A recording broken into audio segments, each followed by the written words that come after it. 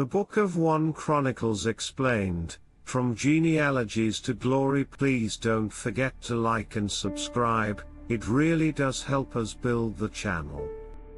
Introduction. Remembering who you are. When you first open 1 Chronicles, you're greeted not by stories, but by names.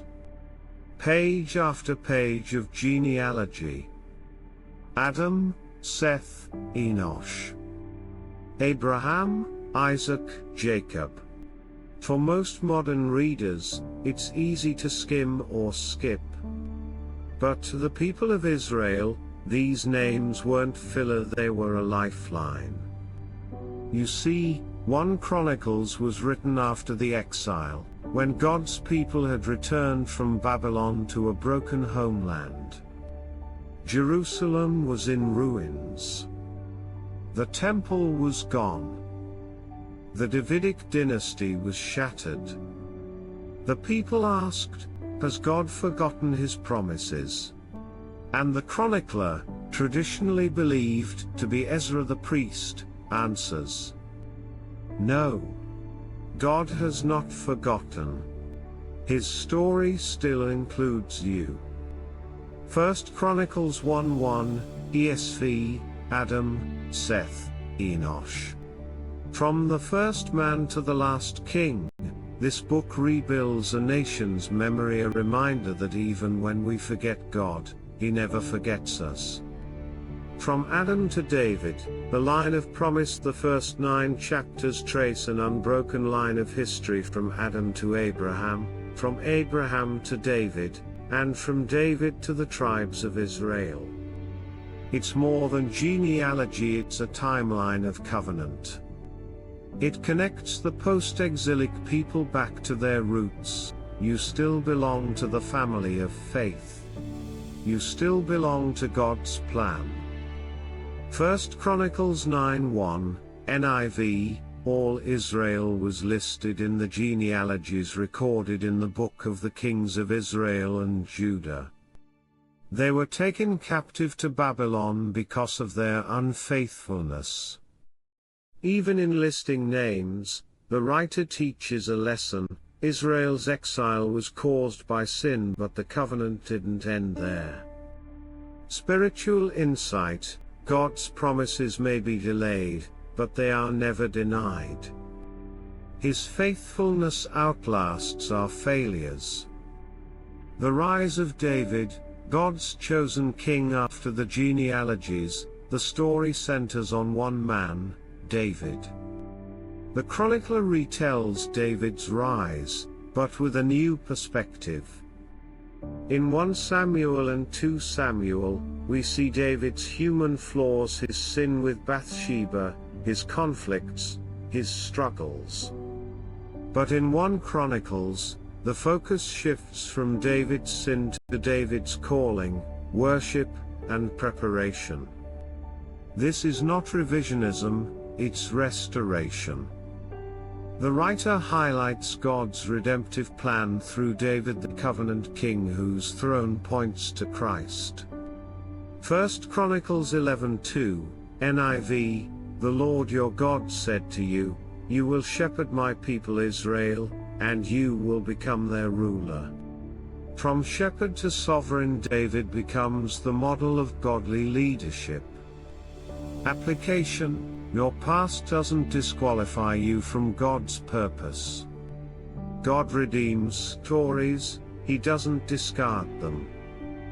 David's mighty men and victories. Chapters 11 to 20 recount David's victories, his warriors, and the unity of Israel under one banner. The chronicler celebrates the mighty men, those who fought beside David, not for glory, but for God. 1 Chronicles 12:38, NIV, all these were fighting men who volunteered to serve in the ranks. They came to Hebron fully determined to make David king over all Israel. It's a picture of loyalty, unity, and purpose. These weren't just soldiers, they were servants of God's plan. Reflection: just like David's mighty men, The church today is called to fight not with swords but with faith, standing together under one King, Jesus Christ. The Ark of God and the power of worship. One of the most powerful moments in 1 Chronicles is David bringing the Ark of the Covenant to Jerusalem. 1 Chronicles 15:28, NIV, So all Israel brought up the Ark of the Covenant of the Lord with shouts, with the sounding of rams' horns and trumpets, and of cymbals, and the playing of lyres and harps. David didn't just build a kingdom, he built a culture of worship. He appointed musicians, priests, and gatekeepers, creating an organized ministry dedicated to God's presence. 1 Chronicles 16:8-10, Give thanks to the Lord, call on his name, make known his deeds among the peoples. David teaches us that worship isn't a performance, it's a proclamation. Every song, every instrument, every voice declared that God reigns over his people. Modern connection, worship is still the heartbeat of the church. We don't gather just to sing, we gather to remember. Because memory fuels faith.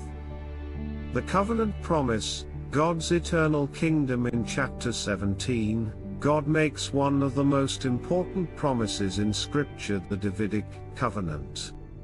1 Chronicles 17:11-14, ESV, When your days are fulfilled, I will raise up your offspring after you, and I will establish his kingdom. I will confirm him in my house and my kingdom forever, and his throne shall be established forever. God promises David that his dynasty will never end. This covenant echoes through the entire Bible, pointing directly to Jesus Christ, the Son of David who reigns eternally. Reflection: even when earthly kingdoms fall, God's kingdom stands unshaken. What began with David finds its fulfillment in Christ. David's preparation for the temple. David longed to build a temple for God, a permanent place for his presence to dwell. But God said no.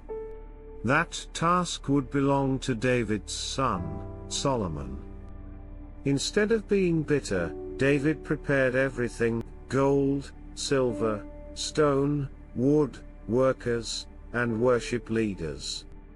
1 Chronicles 22:5, NIV, David said, My son Solomon is young and inexperienced, and the house to be built for the Lord should be of great magnificence and fame and splendor. Even though David wouldn't see the temple completed, he gave his heart to the mission. Spiritual lesson: faith sometimes means preparing the way for something you'll never see completed. Your obedience today might bless generations after you. David's final words and prayer. In his final days, David gathers the leaders of Israel. He charges Solomon to be strong and courageous, to build the temple, and to trust in the Lord. 1 Chronicles 28:20, NIV, Be strong and courageous, and do the work. Do not be afraid or discouraged. For the Lord God, my God, is with you.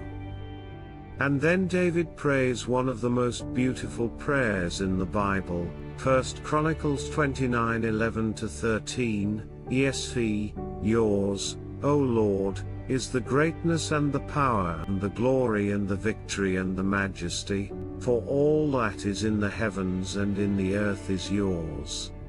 Now, our God, we give you thanks and praise your glorious name. It's a prayer that later inspired Jesus' words in Matthew 6, For yours is the kingdom, and the power, and the glory forever. Reflection: true kingship belongs only to God.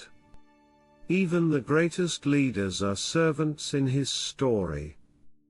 Why 1 Chronicles matters today to a broken, post-exile generation. 1 Chronicles said, God's promises didn't die in Babylon.